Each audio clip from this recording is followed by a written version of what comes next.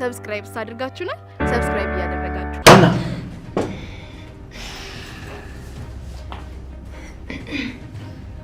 ምን ይሆንሽ ነው? ቆይስ ዳራሽ አሰሚ አንቺ ልጅ ምንድነው የሚሻልሽ? አይ እንትን እኮ ትንሽ ምግብ ስቀማምስ እንቅልፍ ይለኛል። ለዛ እኮ ነው። እና ቢሮ መስሪያ እንጂ መተኛ ነው? ኧረ እሱም አይደለም። ለማንኛውም ይሄን አሁኑኑ ሰርተሽ አምጪልኝ። እሺ እንዴ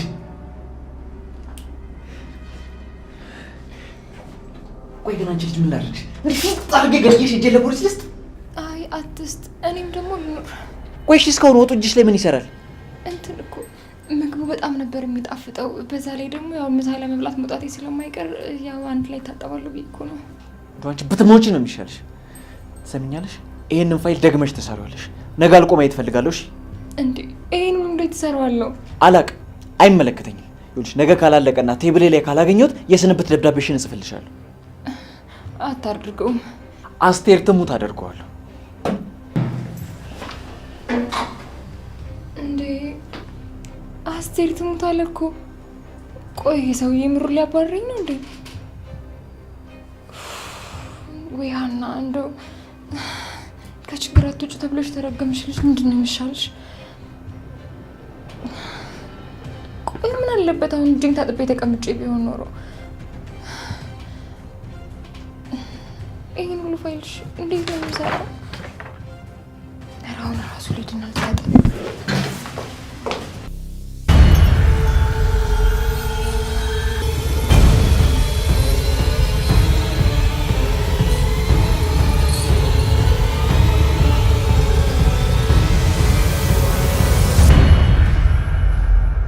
ሰላም ጤና ይስጥልን። የተከበራችሁ የቻናሌ ቤተሰቦች እና የጽናት ድራማ አፍቃሪያን በሙሉ ጽናት ድራማ ክፍል 217ን በመጠባበቅ ላይ ያላችሁ በመጀመሪያ ይህን ቪዲዮ ላይክ እንዲሁም ሁሌ እንደምላችሁ ኮመንት ላይ የገባችሁ ጽናት ድራማ ክፍል 217 ቶሎ ይለቀቅልኝ ማለት እንዳትረሱ።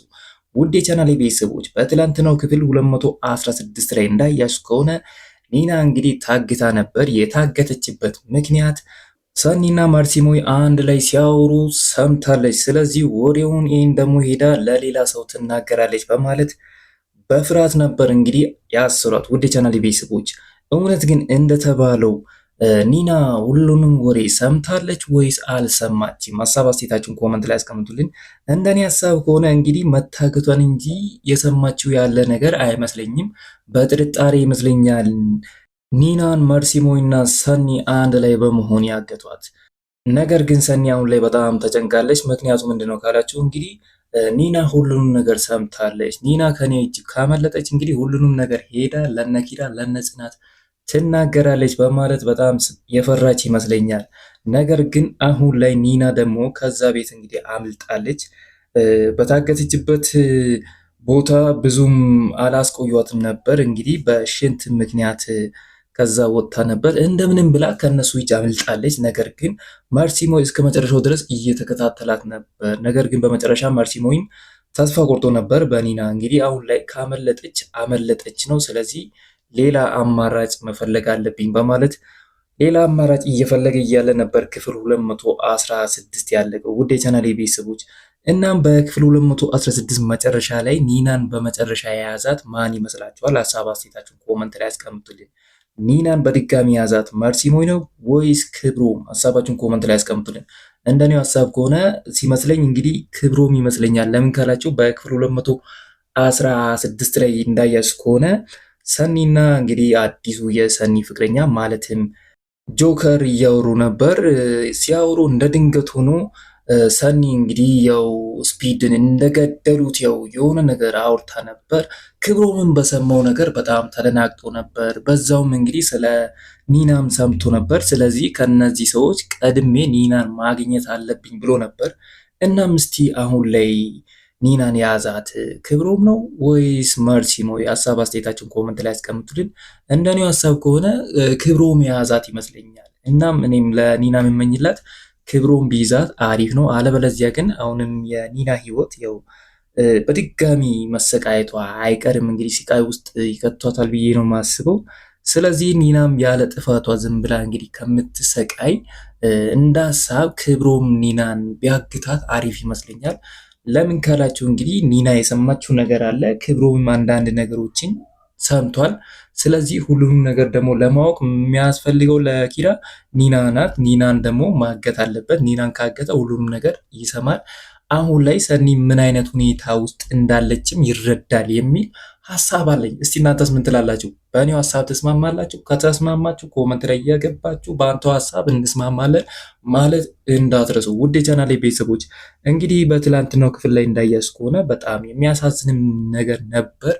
ይህ ሁሉንም ነገር የሆነበት ደግሞ ሰኒ ዝም በማለቷ ነው። ስለዚህ ሰኒ ሁሉንም ነገር እንግዲህ ያው ለምትቀርባቸው ሰዎች መናገር አለባት። ከጆከር ጋር ብቻ ከምትመሳጠር እንግዲህ ያው ግልጽ ማድረግ አለባት ሲመስለኝ። አሁን ላይ ሰኒንም እያሰቃያት ያለው ይሄ ስፒድ ተብዬው ይመስለኛል። ስፒድ የሞተ አይመስለኝም።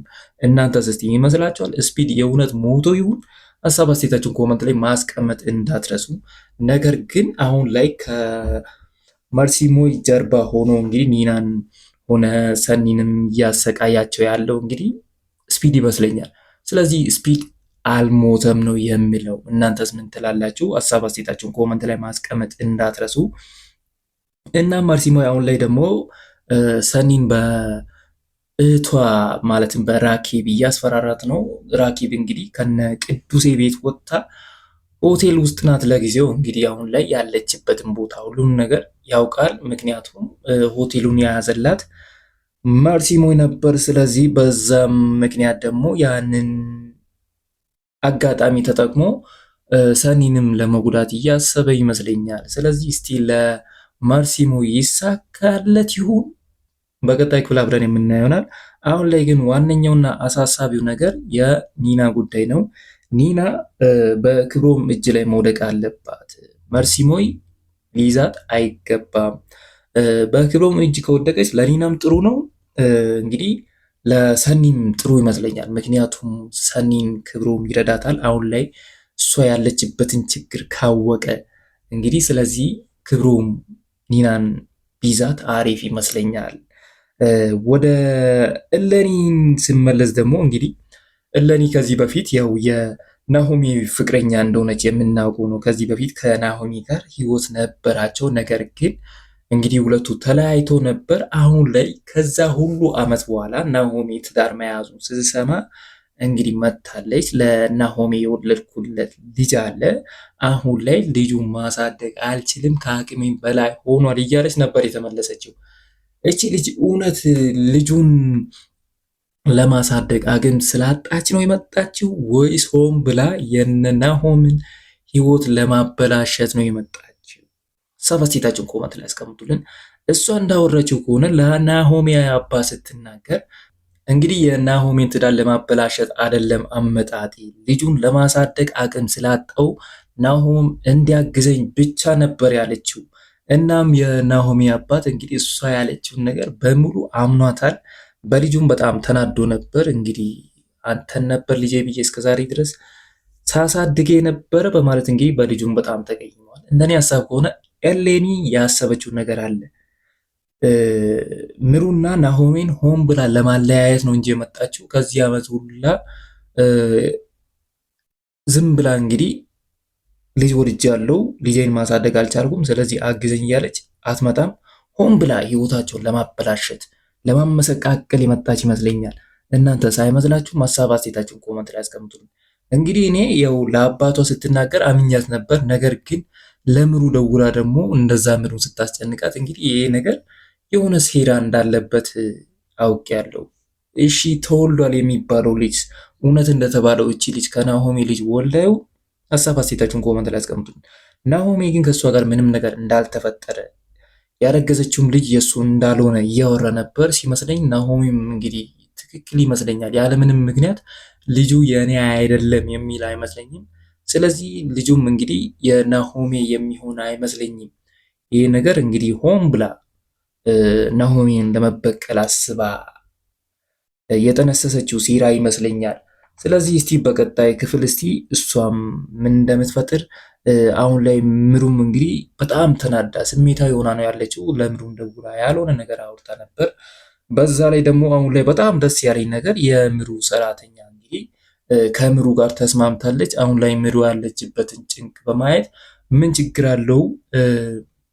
ምንም አታስቢ፣ ህይወት ይቀጥላል። ይሄ ከአንቺ ህይወት በፊት ማለትም ናሆሚ አንቺን ከማወቅሽ በፊት የተፈጠረ ነገር እንጂ ከአንቺ በኋላ የሆነ ነገር አይደለም። ስለዚህ መጨነቅ የለብሽም በማለት እንግዲህ ምሩ ስታጠነክራት ነበር። በዛ በጣም ነበር የተመቸች። ምሩም እንግዲህ አሁን ላይ ከናሆሚ ጎን መሆን አለባት። ምክንያቱም ይህ ሁሉ ነገር የተፈጠረው ከነሱ በፊት ነበር፣ ከሷም በፊት ነበር። ስለዚህ አሁን ላይ አዲስ ህይወት እየጀመሩ ነው። በዚች ተንከሲስ ምክንያት ደግሞ ትዳራቸው መበላሸት የለበትም ነው የሚለው። ስለዚህ ምሩም አሁን ላይ ቆም ብላ ማሰብ አለባት ናሆሜ ላይ እንግዲህ ከመጮው። ናሆሜም አሁን በጣም ሰግቷል። እቺ ልጅ ህይወታችን ለመረበሽ መታለች በማለት እንግዲህ ሊያስጠንቅቃት ቢሞክርም እሷ ወደኋላ የምትል ሴት አይመስለኝም። ስለዚህ አሁን ላይ ለናሆሜ የምታስፈልገው ምሩ ብቻ ናት። ምሩ ከጎኑ ከሆነች እንግዲህ እቺ ልጅ ሁለቱን በምንም ታምር ልታለያያቸው አችልም ነው የሚለው። እስቲ እናንተስ ምን ትላላችሁ? ሀሳብ አስተያየታችሁን ኮመንት ላይ አስቀምጡልን። ወደ ጽናት ስንመጣ ደግሞ ጽናት አሁን ላይ በኪራ ጸሐፊ እስካሁን ደስተኛ አይደለችም። አሁንም ትቀናለች። ጽናት እንግዲህ የድሮዋ ጽናት አይደለችም። በጣም ተለውጣለች። መነጫነጭ እንግዲህ በትንሽ በትልቁ ማኩረፍ እንግዲህ የጽናት ባህሪ አይደለም። በፊት ጽናትን የምንወዳት እንግዲህ ሰዎችን ስለምትረዳ በሰዎች ቦታ ሆና እንግዲህ ሰዎች ያሉበትን ሁኔታ ስለምትረዳ በጣም ነበር የምንወዳት። አሁን ላይ እንግዲህ ያዙን ልቀቅም እያለች ነው። ስለዚህ ይህን ነገር ጽናትን ብታስተካክል ባይ ነኝ። ይህን ነገር ደግሞ ለክብሮም ተናግራ ነበር። ክብሮምም እንግዲህ በዚህ ምክንያት የአንቺና የኪራ ህይወት መበላሸት የለበትም። ስለዚህ ለኪራም ጊዜ ሲጭው እንግዲህ ኪራንም እመኚው፣ ትዳር በመተማመን ነው እንጂ ባለመተማመን አይገፋም ነበር ያላት። እንግዲህ ጽናትም ወዲያውኑ እንግዲህ ያው እሱ እኮ ያለፈ ጉዳይ ነው በማለት ወደ ቀልቧ የተመለሰች ይመስለኛል። ነገር ግን እቺ ልጅ ባየች ቁጥር አሁንም ትቀናለች። ልጅቷ እንግዲህ ሀኒቾ ይህን ያህል ክፋት ያላት ልጅ አይደለችም። ዝም ብላ ያው ስለምትቸኩል ነው እንጂ ይህን ያህል እነሱን ለማለያየት ወይም ከእሷ ኪራን ለመንጠቅ ፍላጎት ያላት ልጅ አይመስለኝም።